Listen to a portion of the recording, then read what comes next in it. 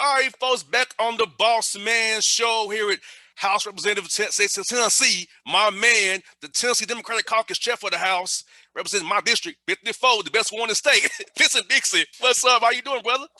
I'm doing all right, man. How you doing? You know, it's session is over with, so it was just a good time for us to come on, debrief, see how things went. Let's talk about some of the good things, some of the bad things, and so that's why I'm dressed down. I'm in my fatigues today because I feel like I've been to war. So and I always got to stay war ready because we're just now beginning. So this summer it's gonna we really have to do some work. We really have to do some work.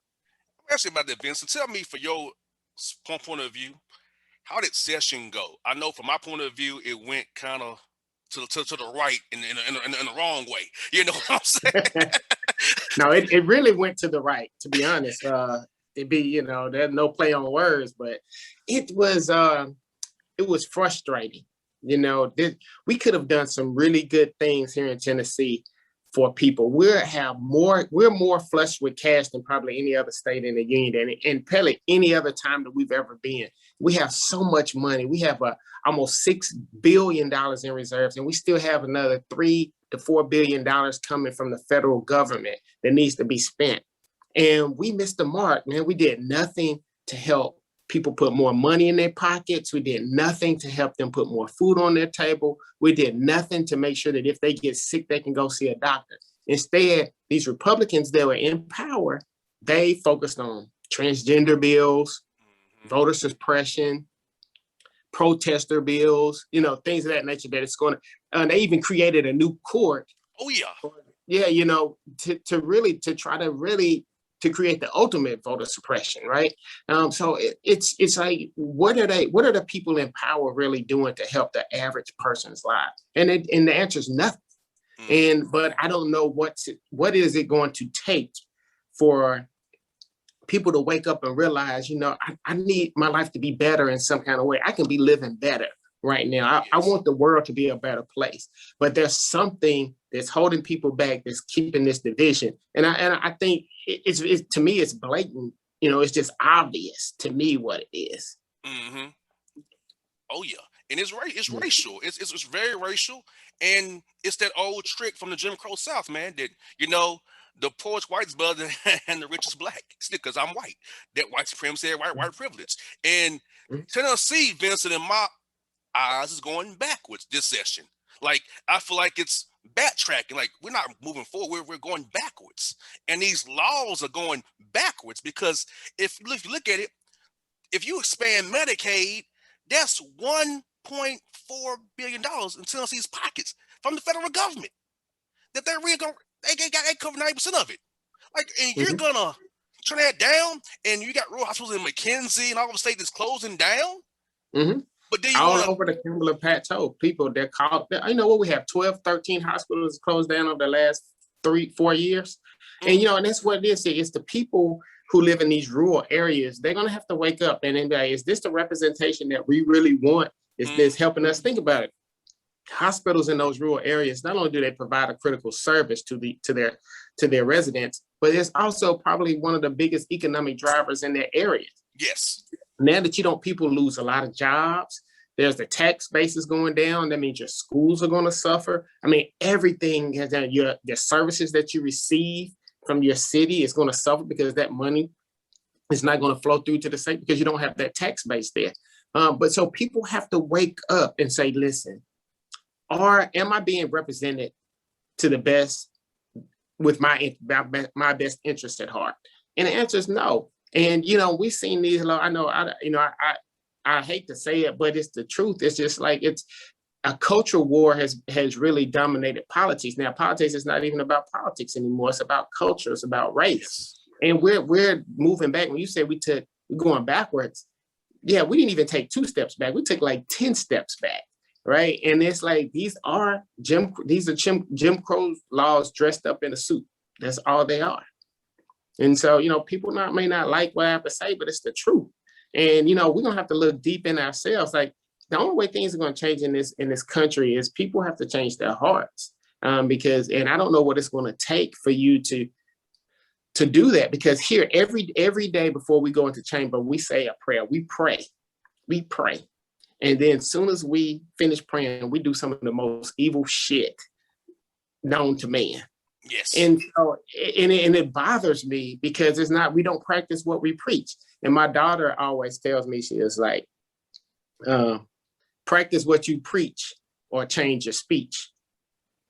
And I was like, you know what? I'm gonna have to use that sometimes, because she says that to me all the time. Because I'm always like, just do as I say, not as I do. But we can't do that. So you're like, you got to practice what you preach or change your speech. And we have these people that are in power here that are here for ulterior motives, you know, and it's like they want to be judges, they want to be U.S. senators, they want to be the next governor, instead of just focusing on the job right here that we all have this task of making everyone's lives better. And right now, we're not doing it for everybody. We have these special interests that we're dealing with, and we got to wake up. Just wake up. And you, Spike Lee, wake up. Exactly. And what's even more troubling, Vince, is this, that they cut unemployment benefits down for 12 weeks, but want to give yourself a raise. And thankfully, you know, I saw people who voted against it. Thank God, you know, you was one of them who voted against it. It's like, come on now, how you cut people's big benefits, but give yourself a raise in the same time? How evil and cruel is that? During a pandemic, you left that part out. Yes. During the pandemic, you know, where people have already lost jobs, right? So people are depending on this unemployment to help bridge that gap until they can find somewhere. So we went from 26 weeks to 12 weeks. That's less than half, right? Less than half. And we only increasing the amount, $25. It's been at $275 since 1980, right? 1980. So the argument is like, people are not finding they're making more on unemployment than they are if they were to get a job. That's $1,100. Make $1,200 if you add the 25 in there. $1,200 a month. First of all, you know, and I know you can't live in Nashville for that kind of money. Sure now, maybe in East Tennessee you can, but that's the inherent problem. If you're making more on unemployment than you were working, that's a problem. That is a problem. And so, and when they were saying, well, we have all these jobs that people are available, they can get to these jobs, and we have well, a lot of the jobs may be here in Tennessee, and then there's a lot of them are unfilled.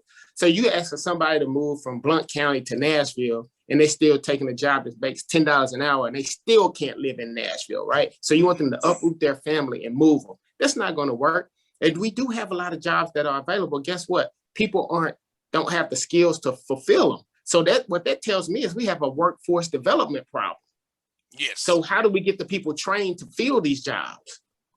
And then some of the jobs, if you go and click on the Tennessee thing, I clicked on one the other day. The first one I just happened to click on, pizza delivery driver.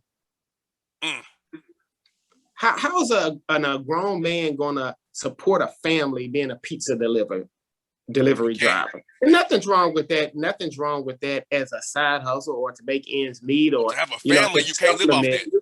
Right. You know, and so let's be real here. We need to get people in these careers. You know, we got to get them into these technical careers. There's a lot of things that we can do. Everything, you know, we have a lot of opportunities here. And instead of us getting it right, we missed the mark with the governor's budget. People always say our budget is a moral document, right? That's a moral document. It shows you what you really care about, what's important to you. We did nothing to add more money to education. We did nothing in order for healthcare. You know, we did nothing for childcare. And so, like, what are we really doing here? But we put a lot of money toward imprisoning people, doing a truth and sentencing. That bill hadn't even passed yet. And he's already put $24 million aside just to incarcerate more individuals. So where are your priorities? So you dress up, I'm all about criminal justice reform, but you're not really about criminal justice reform. We passed a bill where you can get expungements if it's I think it's C, D, and E felonies and misdemeanors, but it was supposed to be A and B. Actually, this was my bill that I had. Last year, they took it from me, and it's called, what we affectionately call is bill jacking around here. They will jack your bill. You heard jacking for beats? Yes. Jacking for bill. I believe you. They would do it. They would jack your bill. I got you. So one of the things that my thing was that if you had a misdemeanor, you should be able to get expunged after 1 year. And, you know, after you complete your sentence, probation, whatever, you should be able to get it. You wait 1 extra year, you get it expunged. C, D, and E, 3 years after in AB 5 years. Well, they passed the one where it's 5, 10, and 15 years. So if you have a misdemeanor, which at the most in Tennessee is punishable by 11 months and 29 days. So you can complete your sentence. You still have to wait another 5 years before you can get that expunged. So some minor mistake you made, you got to wait 6 years to get it expunged. Things like that hold you back from getting a well-paying job. So that's just one example of how they window dress like, oh yeah, we're all about criminal justice reform. But are you really? You're not really. It's just lip service. Exactly. You gotta look deeper. Exactly. And like, I'll give you an example. Like, I know some people work for the state of Tennessee, Department of Human Services, and they would have the same salary as somebody in Roane County would, or up there. Come on, man. You know, you can't have the same bills job for Carroll County as you in Davidson County as a Medicaid eligibility counselor, not because the cost of living is different. And so the state of Tennessee having that blanket salary, it harms, because if you live in Memphis, Nashville, Jackson, Clarksville, Murfreesboro, Knoxville, Johnson City, up there in Tri-Cities area, you're going to have a little bit more income cost of living. But Putnam and Davidson doesn't even compare. But all the salaries are the same. So that's, for me, the state's job, even for the states of Tennessee jobs, it's an issue because they base them on the same thing, not factoring in the county they live in. One thing you touched on that I want to go back to, that, you know, Republicans always touted this thing, oh, we want smaller government. You know, we want to have local control. It's all about that. Everything that we passed this year was more, we put more government into and more state government now. And I hate to just keep harping on this, but it's the leadership. Maybe leadership, who's in charge matters. And I don't think people understand that. You know, we got to get over this.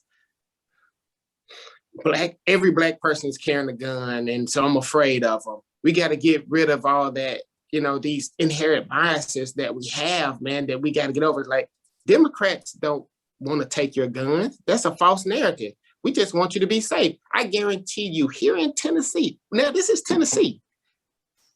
Damn near everybody has a gun. Everybody likes to hunt, do something in Tennessee. Yes. So there's a high percentage of Democrats that have guns. Even the most bougie, suit and tie, buttoned up all the way, has probably some kind of hunting guns or shotguns or handguns. No, we don't. We want everybody to have their guns. We believe we believe in the Second Amendment right, but we just want to make sure that people who have them are trained and that know how to store them responsibly. That's all. That's all. We just want some basic minimum requirements of what it takes to own a gun and how to be trained on them. But we don't want your gun. Hell, what we gonna do with them? Exactly. They don't want your gun.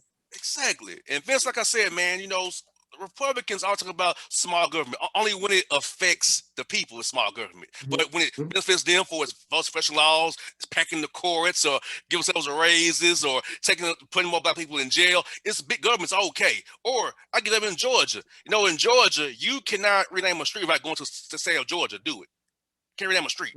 They have to, that's local, that's that overreach, that's that control. Wow.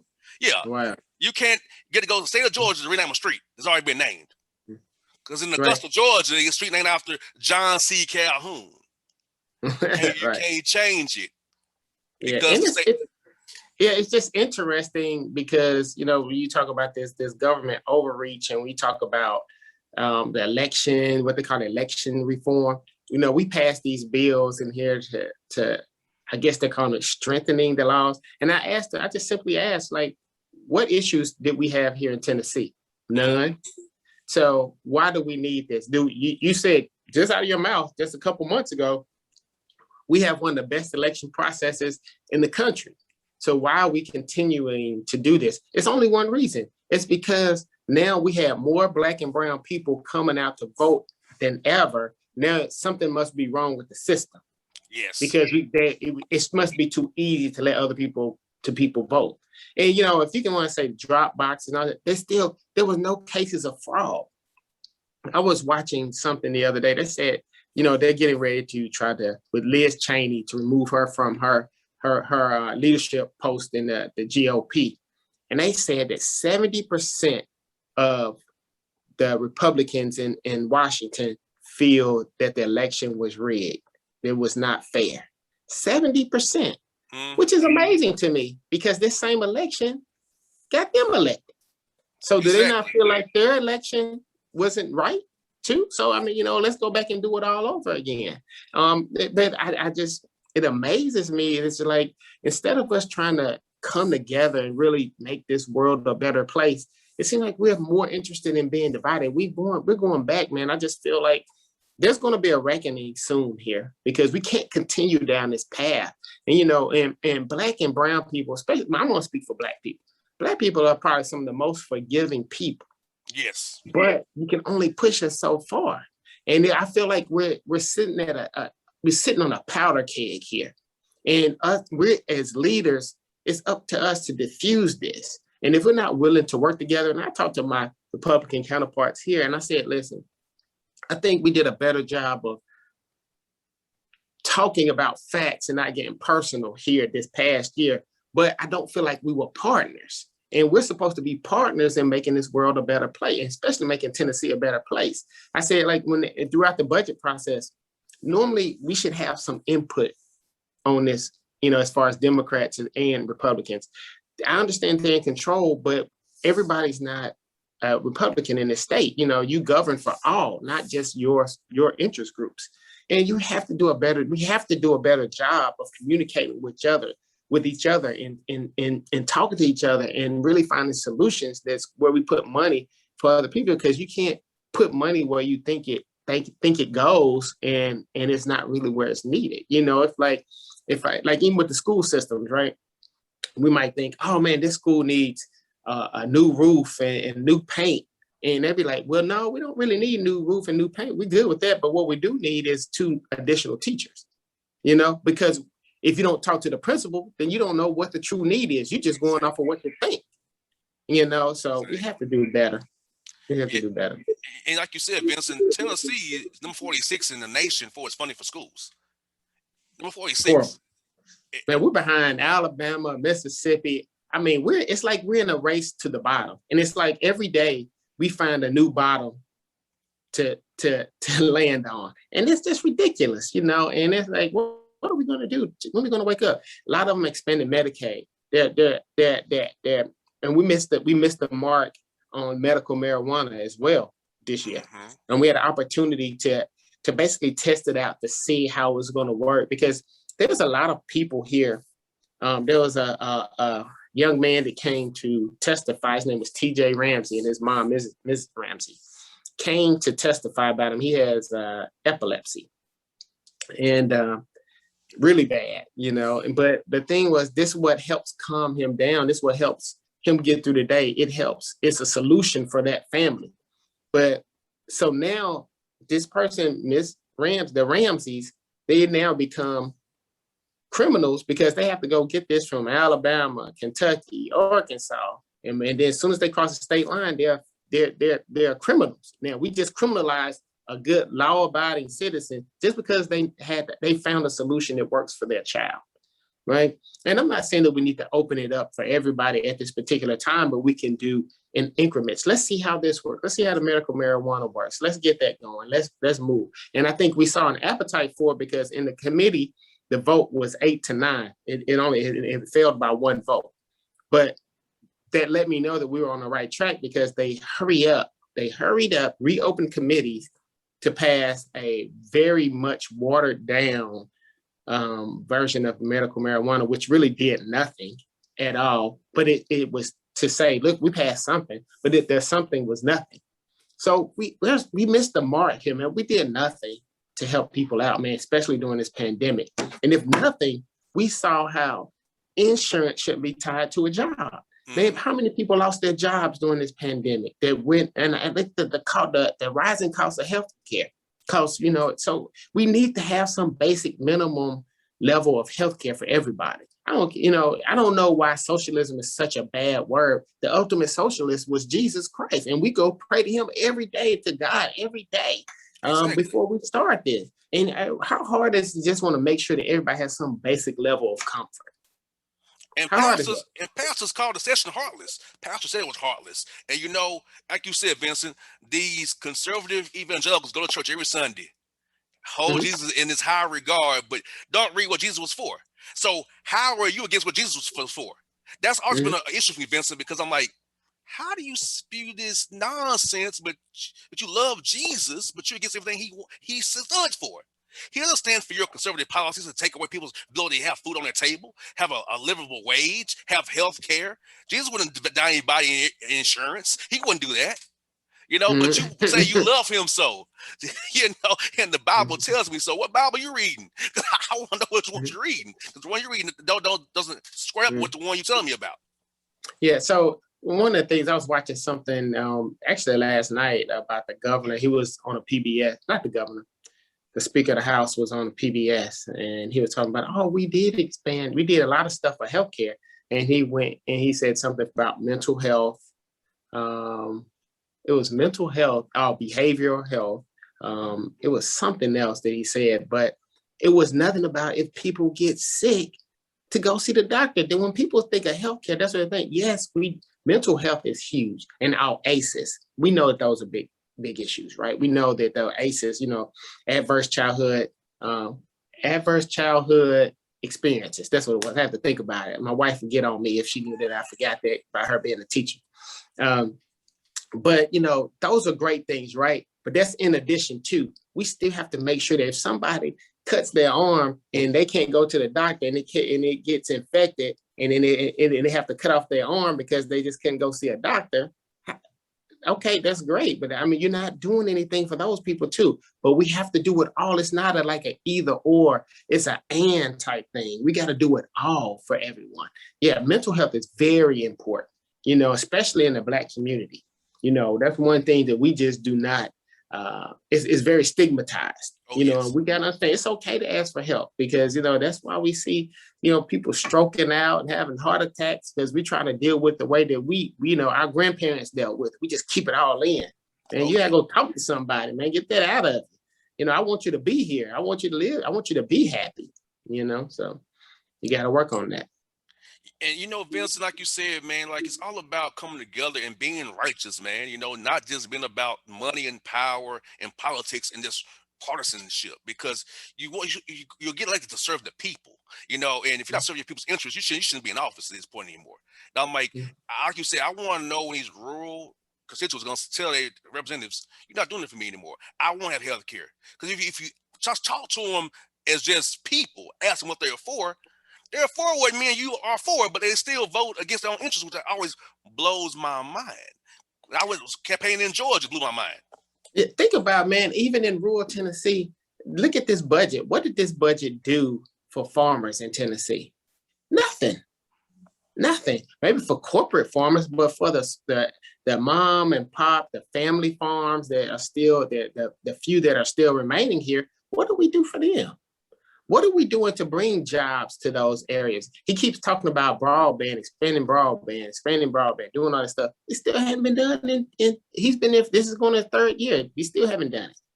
So what are you really doing for those communities? That's what I'm asking. They got to wake up. And I know that probably the people who need to hear this aren't the ones that probably be watching your show, well, probably watching your show. But hopefully the message can get out. Really, what has this administration done for you? Well, the good thing about it is I got a station in Chattanooga, so I can get people to hear it in Chattanooga, in the area who don't like. Hey, I got a facility in Knoxville and Chattanooga too, and I got one in Jackson and Brownsville. So I think they may hear it, and they go tell the people what's going on, because, like you said, man, it's crazy, and we have to be better as people, and I feel like my job with radio show is to help people in Tennessee and Georgia. So I have you on the show, have people from Georgia on the show, because I feel like people need to hear the truth, because the political spin you hear from your representatives a lot of times are lies. But see, Vince is telling you the truth, so I'm telling you the truth. That's not political spin here. This is factual based show here, people. So it's not fake news. It's real news. We're trying to help the people. Right. Yeah, definitely. Most definitely. And I just want people to realize that, man, I don't know. It's something happened over this the previous administration. It's just that the attitude just changed in this country, man. And we just been at each other's throats. And you know, everybody just wants to live, man. I just think most people just want to be safe. They want to be able to take care of their family, and they just want to be happy. And we're not affording them that luxury in life right now. That's what we should be doing. And it saddens me, but it also is what drives me. I guess I'm a glutton for punishment because sometimes I'm here and it's easy to get discouraged in what you see and be like, man, I just don't see the light. I just don't see how we're going to make a difference. But that's what drives me because I can't let Tennessee continue down this path, man. I don't want to say I feel like I'm the savior, but I know that it has to start somewhere. I may not see it. I may not be here, when the tide changes, but I want to be the catalyst for change in order to be like, you know what, man, Tennessee is a great place to live. It's a great place for businesses. It's a great place to raise your kids. That's what I want it to be. Because Tennessee it can be that. And we in the South, people used to always speak to each other. That was what they all say. And when you're in the South, everybody speak to each other. Like, hey, you don't even know each other. You walk down the street, hey, how you doing? We don't even do that anymore. Exactly. You got that right, Vincent. I will ask you, man, like for us, like you're a colleague, Mr. Lafferty, man. I mean, I got a call about that too from a constituent in Wilson County who told me that all slave owners were not bad people. And racial compromise was good for black people. I said, in what world? I said, you can't tell me that a slave owner is a good person. He's owning my people, whipping them if they didn't pick enough cotton or whatever for that day, but they were good people. And they used Christianity as a proxy to control them, to keep them alive so they wouldn't run away. But you're going to tell me that Mr. Lafferty is correct and that all slave owners were not bad people. This was like in Franklin, Tennessee, Vincent, who goes to a church in Franklin. I won't name the church, but it's a assistant pastor there. But called me and told me that I'm wrong and that I'm perpetuating propaganda and fraud, trying to divide people by my comments. Yeah, well, that's unfortunate that someone thinks that. And and Representative Lafferty was very off the mark there because honestly, that was never written in any book. He never learned that in any school.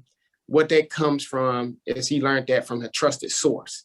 And that trusted source was his daddy, granddaddy, uncle, somebody in his circle said that to him, and he took that as the gospel and ran with it. Because even if you look at it on the outside, 3/5 of a man, why did they do that? Why was that compromise? It was done in order for the South to have more representation in the political world. So it was an economic driver for them. Had nothing to do with ending slavery. I don't even know how you could even equate that. I don't even know in his mind how he came up with that. But it's crazy. And and if that goes to show you that even to this day, that they still don't look at you and me as an equal. Correct. They don't look at me as a man. They don't look at you as a man. They still think we're less than. And until they have that reckoning with themselves that everyone is equal. So like when in the Declaration it says all men were created equal except for black people.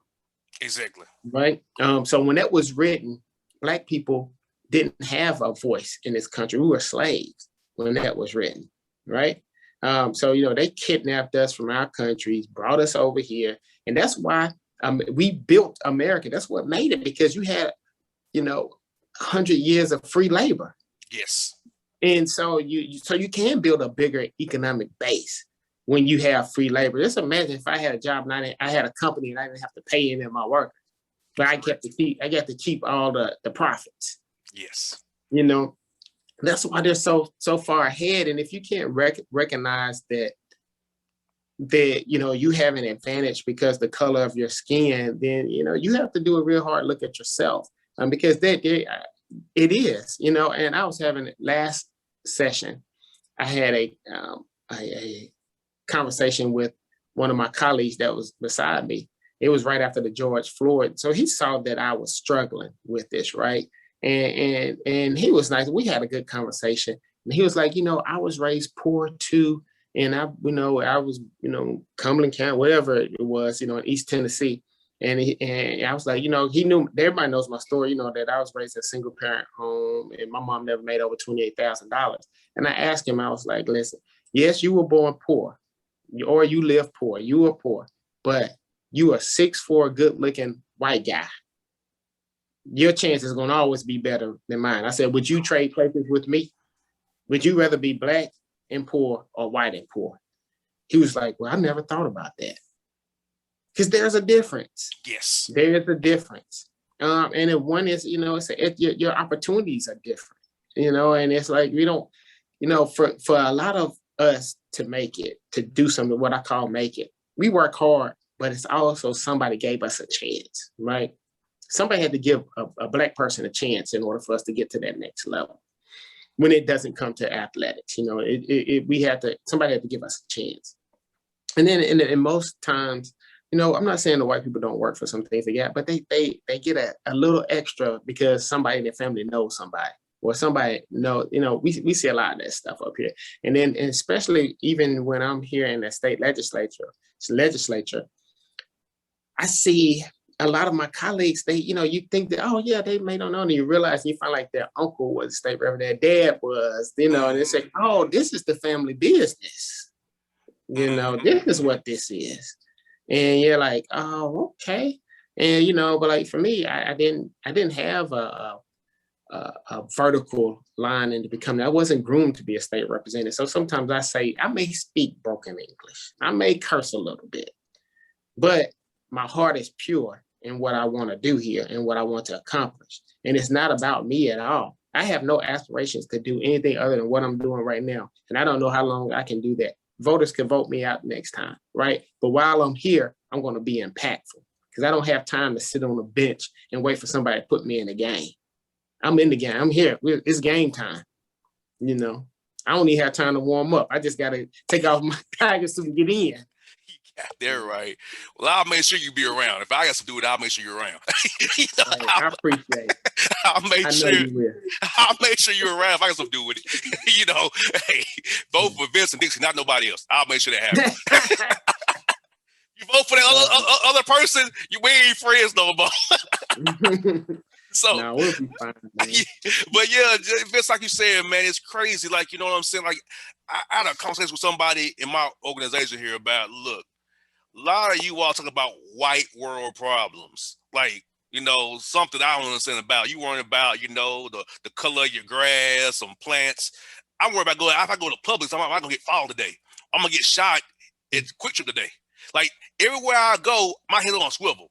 That's the difference between me and you. Like, I can't worry about, oh my God, the email didn't come in.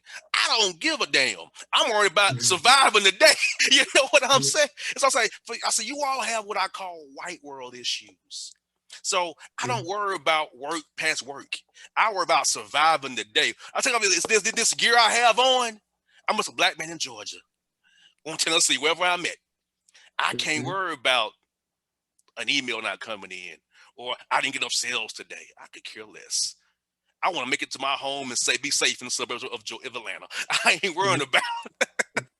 And that's like sometimes, and I hate that this world is that way, but your people perception of you is how you dress. So, when I have on my suit and tie, my bow tie, and I'm looking nice, people, they treat me a little different. But when I'm dressed in my hoodie and my black jeans and my Jordans, then they're like, oh, they look right past me because they don't know what's going on with me. You know what I mean? I'm just a regular black man at that point. But, we got to get past this in this country, man. I believe that we can do it. I'm hopeful. That's why that I'm in this position. That's why I'm here working as hard as I can, because I know that we can do better. I have to believe that. If I don't believe that, then, man, we might as well just all throw our hands in and just quit. But I'm not a quitter. I hear that. That's what happened for Vince this, man. ETSU again, man. The emails came out, man. And I'm like, Lord, like, it's shameful how Mr. Nolan buckled the pressure when Coach Shea held it down. And, Vincent, I've been approached about having Dez Alvaro on my show. My stance is still the same. I ain't talking to him.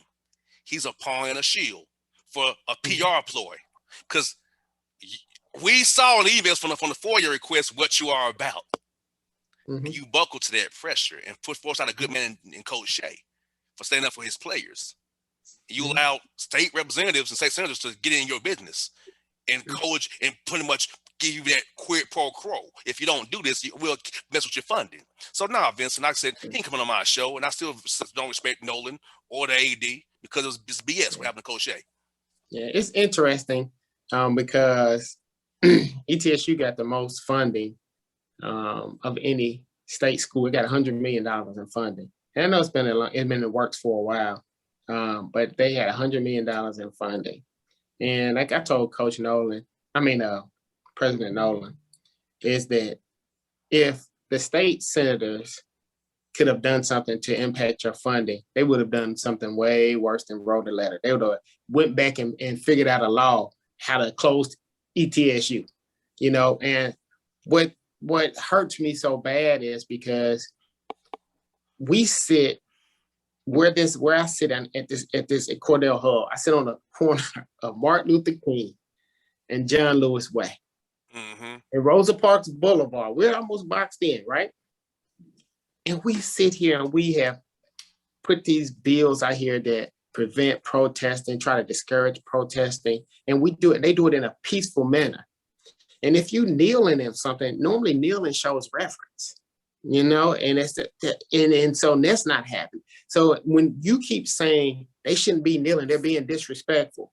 You're telling me that you just don't want to hear what the problem is. You've got your mind made up. I'm going to dig my heels in this mud, in this dirt, because I don't really care what bothers you. I don't care. I know that you don't even acknowledge that there is a problem out there of Black and brown people being killed at an alarming rate. You don't care. You're just saying this flag. Black people bled for this flag too. Yes. Now, let me show you this flag. Let me show you. Let me take you over here. Let me see it. Don't worry. Got me over here now. This flag right here. Mm-hmm. They died for this one too, right? Yes. So obviously I have one in my office. So we have to do better, man. Let's get to the root cause. Let's stop dilly-dallying around on the peripheral stuff. Let's get to it, man. We know that it's not about somebody disrespecting the flag, because how many times have people said it's not about disrespecting the flag? But so if you still are using that as an argument, you are the problem. Yes. You are the problem. And patriotism, Vincent, as you know, is used as a proxy for to hide racism. It's always been that way. Patriotism has always been a way to hide racism. So I'm like, it's a shame. And, here in Georgia, like I said, when they play the anthem at the Hawks games, I don't stand for that. I'm sitting down. I'm not doing it, and people got to get used to. That's disrespectful. Yeah, yeah.